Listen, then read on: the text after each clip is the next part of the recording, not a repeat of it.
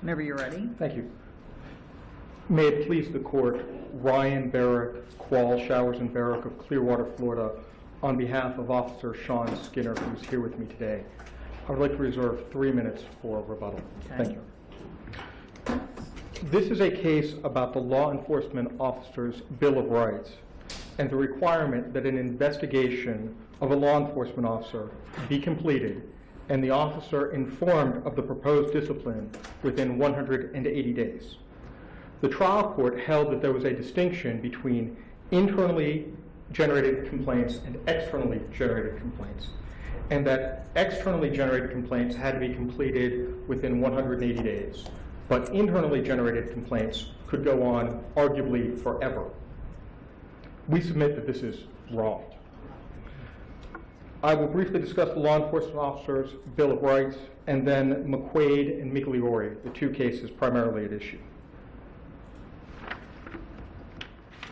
I think it's initially important to point out that we're talking about the law enforcement officer's Bill of Rights. The legislature used the term Bill of Rights. They didn't say this is a list of unimportant stuff that should be ignored. Rather, the legislature sought to invoke our most valued traditions in the preservation of rights, and they said Bill of Rights. And the provision that we're talking about is found at 112.532 paren 6 paren A, which is entitled Limitation Period for Disciplinary Actions. It doesn't say limitation period for externally generated disciplinary actions. It doesn't say limitations period for internally generated actions. It just says limitations period for disciplinary actions. And throughout the text of that section, it doesn't draw this distinction between internal complaints and external complaints. The language talks about any act, omission, or allegation of misconduct.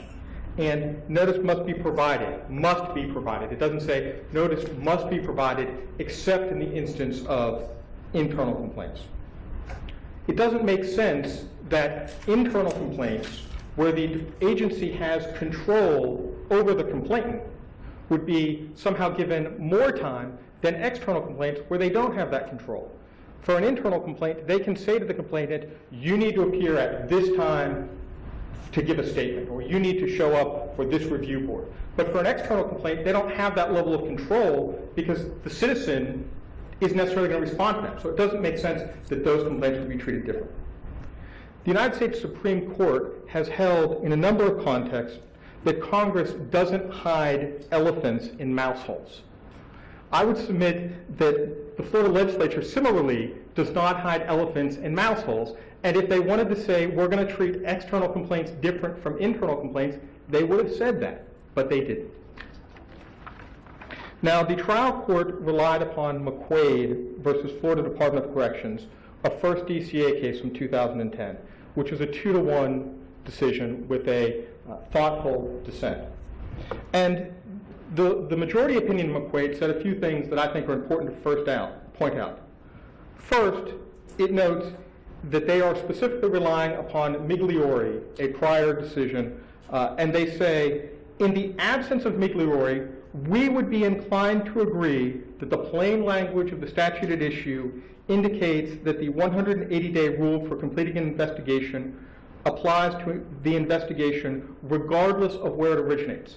So McQuaid says there that but for Migliore, we would agree that plain language is what should control.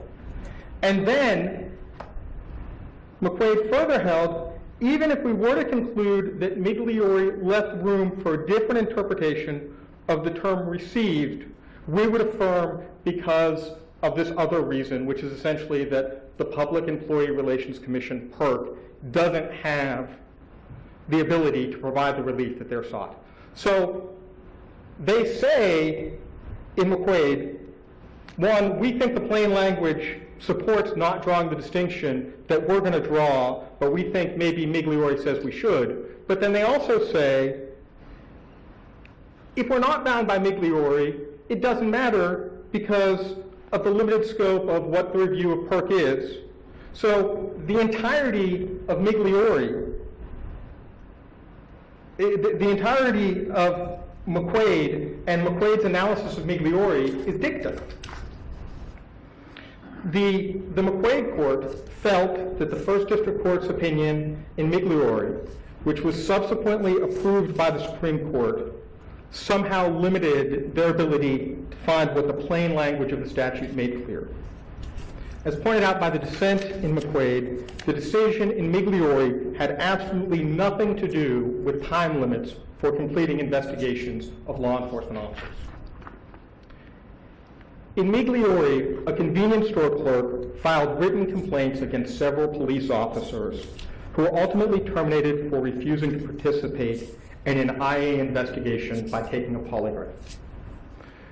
In that case, the key issue was that the officers did not seek a hearing before the city's civil service board, but instead asked for reinstatement and back pay from a complaint review board.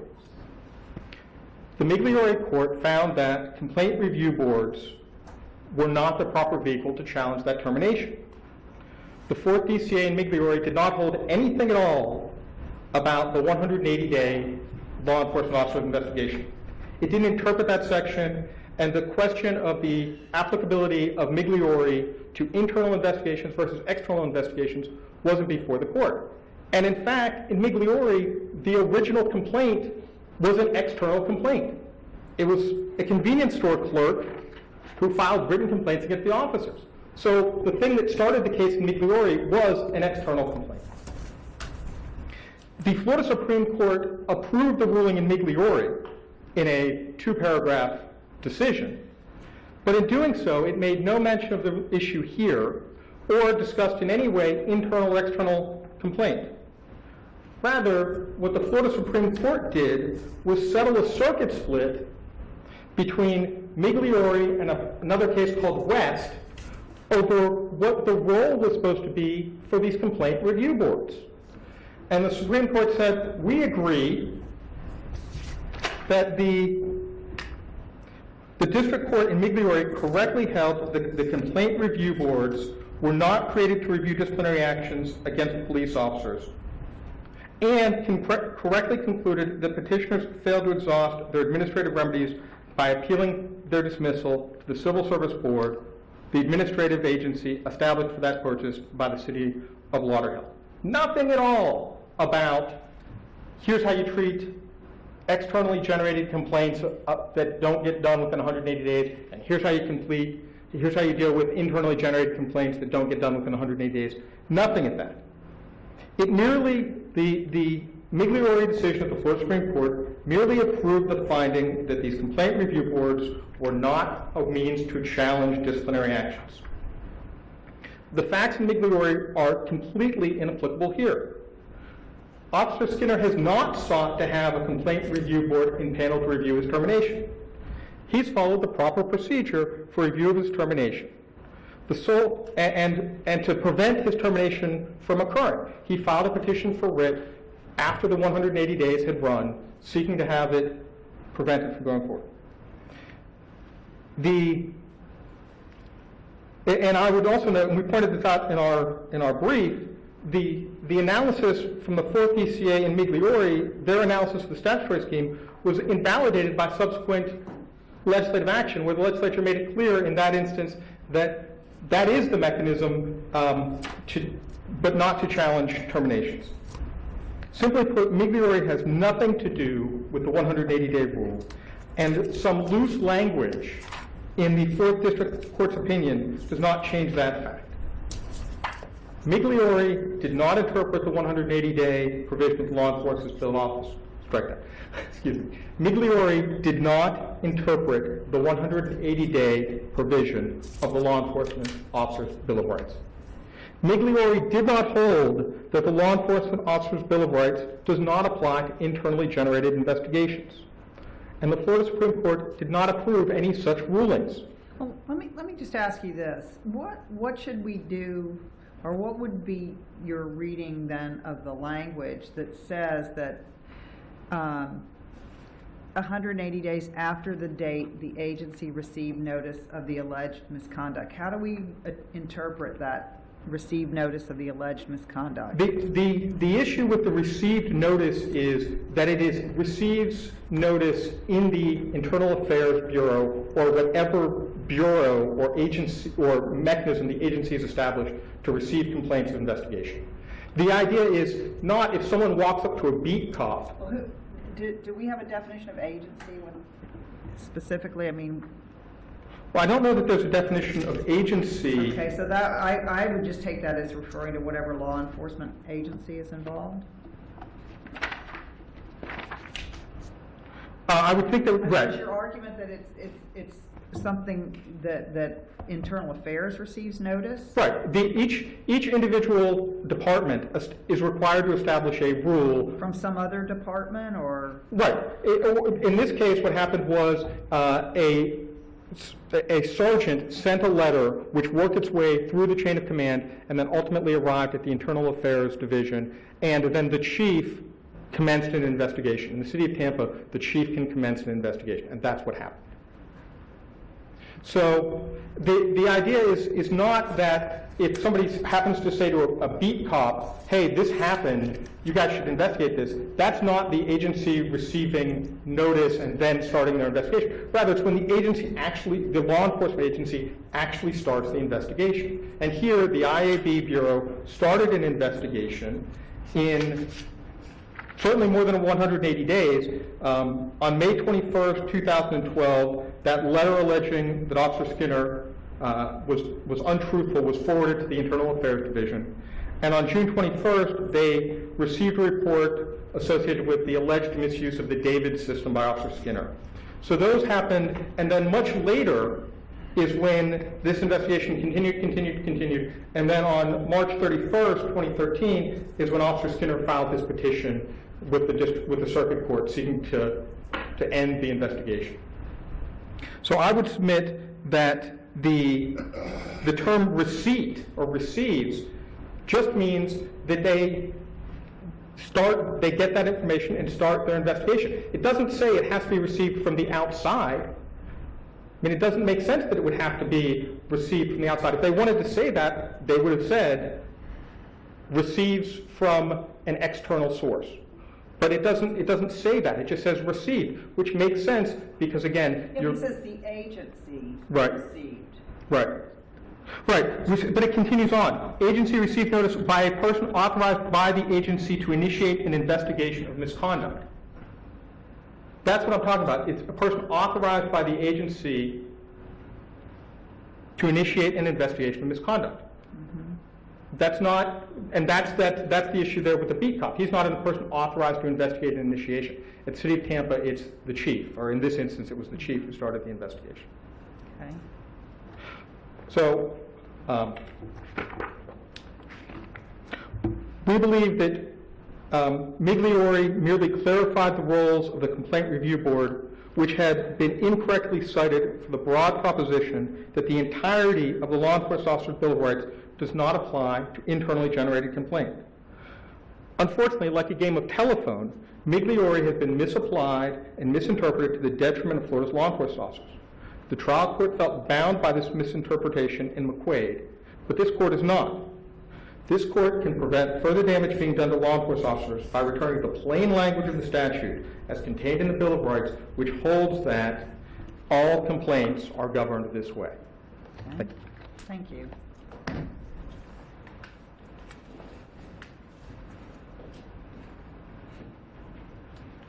Good morning. May it please the court, my name is Jerry Gewurtz, and with me is my co-counsel, Mr. Tom Gonzalez. We will be sharing our time, 10 minutes each. I will begin by addressing the statutory construction issue, if I may. The primary issue before this court is whether or not the 180-day limitation period for completing an investigation applies to complaints that are generated internally. And let's take a look at the applicable statute, and Your Honor, Judge Kelly hit it on the nose in terms of really what's at issue here, which is the definition of the term receives notice. Florida Statute 112.5326A provides that, quote, disciplinary action, demotion, or dismissal may not be undertaken by an agency against a law enforcement officer if the investigation of such allegations is not completed within 180 days after the date the agency receives notice of the allegations of misconduct. This statute is neither clear nor unambiguous as to whether the 180 days applies to investigations that are commenced internally. And indeed, the term receives notice, which Judge Kelly has hit on, is not defined under the statute. Accordingly, we need to look for other sources to interpret the meaning of the term receives notice.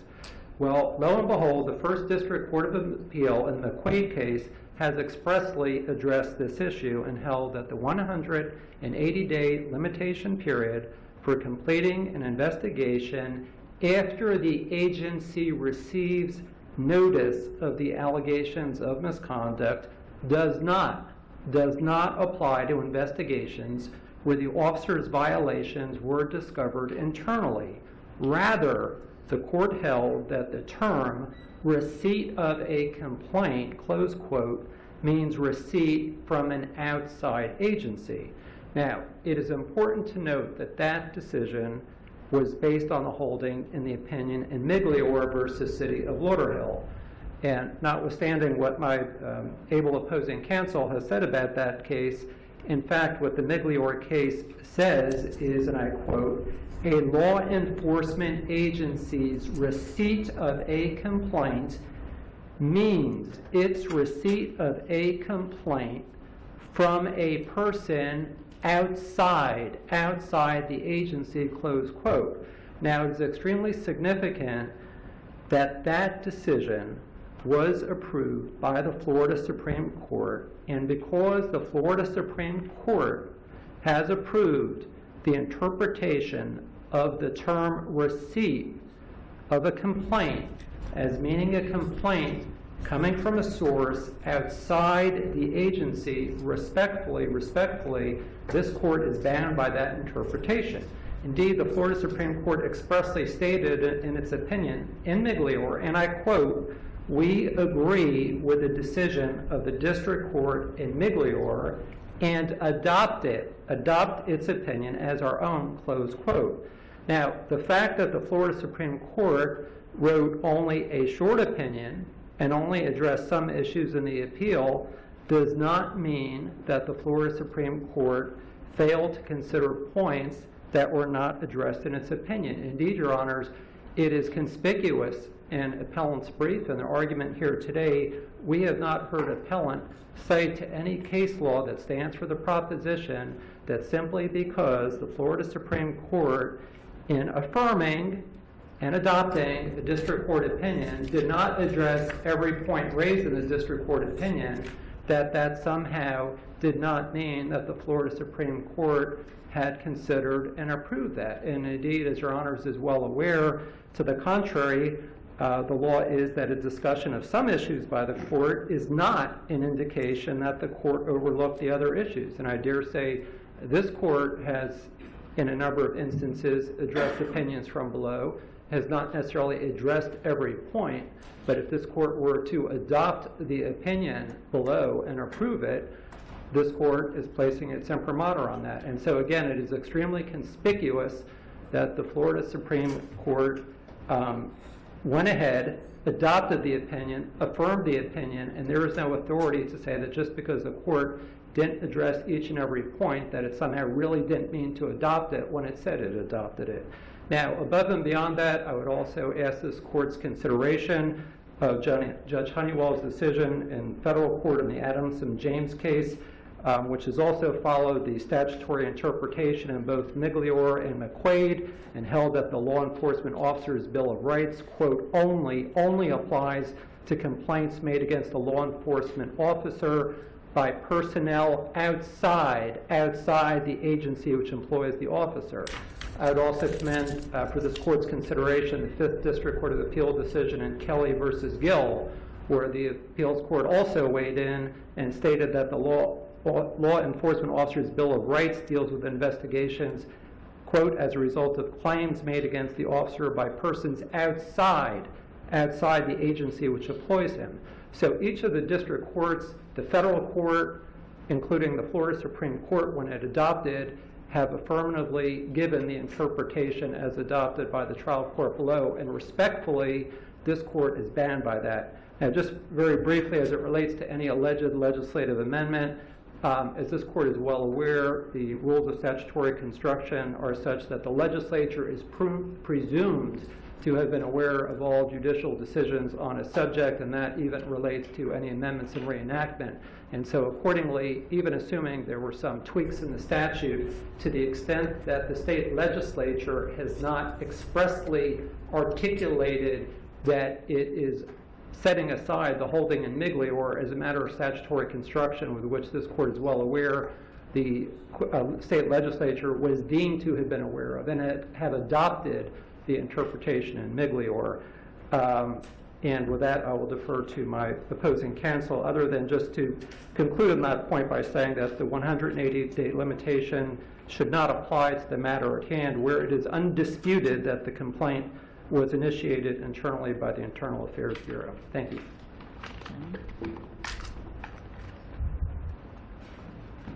May it please the Court, Thomas Gonzalez, to finish up the argument.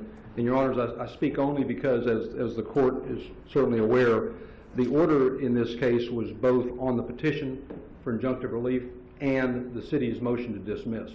And so there was a ruling on both, and with respect to those, we would offer the following in response to the arguments. The petition in this case was filed on March 13th of 2013. The officer at issue was dismissed on April 1st. The service of the petition did not occur until April 15th, and the hearing was not held until June of 2013. And so the motion to dismiss was in part based on the fact that it was mootness, but in arguing it to make sure the city's position is clear, that with respect to the motion to dismiss, it has to begin with the statute that the court has before it, and it begins with a petition that was filed that specifically alleged that there was a instituted investigation, and even in the petition itself, it refers to the fact that the investigation was, quote, expanded to include new allegations. And we would remind the court that with respect to the language that we're talking about, this statute refers specifically to allegations and to the notice of the allegations that are received by the law enforcement agency. And in fact, in response to the argument made by the appellant today, that had the legislature intended that this would only apply to outside complaints, it would have said so. The city would suggest that if it was intended by the legislature to not, they would not have used the word allegation, then the wording would have been that the time begins running when the law enforcement agency becomes aware of facts which, if true, would constitute a basis for discipline. And it does not. The statute refers to specific allegations, and not to a situation in which a, quote, allegation is made and then other, quote, allegations arise in the context of an investigation, but with respect to a specific act, omission, or other allegation of misconduct. And in this case, with respect to the motion that was addressed to the petition was in fact filed, served after the termination occurred. With respect to the relief that was sought, the relief was simply that the city would be stopped from terminating them, which clearly showed that there was notice of the possibility at least of that impending action, and yet nothing was done with respect to securing the injunction until after the termination occurred. With respect to the record that's here, with respect to the petition itself, the record contains the fact that there is in fact pending grievances with this. As is pointed out in the reply brief, there was a representation by the appellant at the hearing that the union did not intend to carry forth with that, but the record is that those grievances were pending, and there was nothing that would suggest that the person was prevented from going forward with his grievance, which sought reinstatement and back pay And in addition, the collective bargaining contract, which is in the record, also includes the right of the officer to go to civil service to contest the termination. So with respect to the injunction that was sought, which is sought at this time, obviously was not sought at the time the petition was filed because the termination had not occurred. The termination had occurred by that time. The relief that would be obtainable by there is obtainable is as a matter of law in a form, and there was in fact nothing with respect to irreparable injury. The appellant, the city concedes, asked for remand, but it also asked for remand or such other relief. To the extent the court would consider such other relief, we believe that the record would not support it in the context of imposing an injunction based upon this record, as there was not proven any basis for the injunction, and those factors would weigh in after the issue is before the court today, which is, of course, the question of when the time runs. Thank you. Thank you.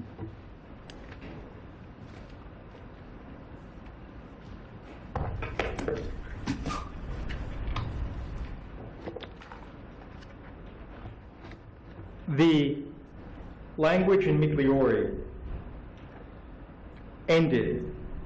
It was received by such agency from any person, period. The language in this section provides received notice of the allegation by a person authorized by the agency to initiate an investigation into the misconduct. So the sentence, unlike the language in Migliore, which again wasn't the issue that was before the court in Migliore, but here that language isn't the same. It continues on and specifically references the fact that you were talking about any person authorized by the agency to initiate an investigation of misconduct.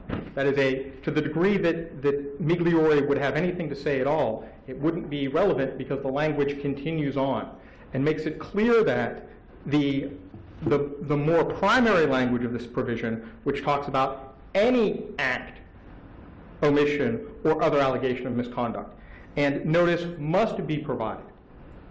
Again, not hiding elephants in mouse holes. These are clear language. The record is clear that that the opportunity for grievance is not available. We briefed that because the PPA is not intending to go forward with the grievance. And I would submit that Officer Skinner would be without a remedy if this court doesn't correct this, because in a collective bargaining setting, an arbitrator is going to feel compelled to follow that decision and say, well, there's a first DCA case that I feel compelled to follow, like the trial court did. This court does not have that compulsion. This court can say, no, that's wrong. That's not what the language of the legislature was. That's not what the law is. That doesn't make any sense. That's not what the language is. What the language is and what makes sense is internally, externally, it's 180 days. You didn't finish it within 180 days. The termination is void because of that. He gets reinstated. That's what makes sense. That's what the law compels. That's what should happen in this instance. Thank you. Thank you. All right. Our final case this morning is Calouette versus Bonatti.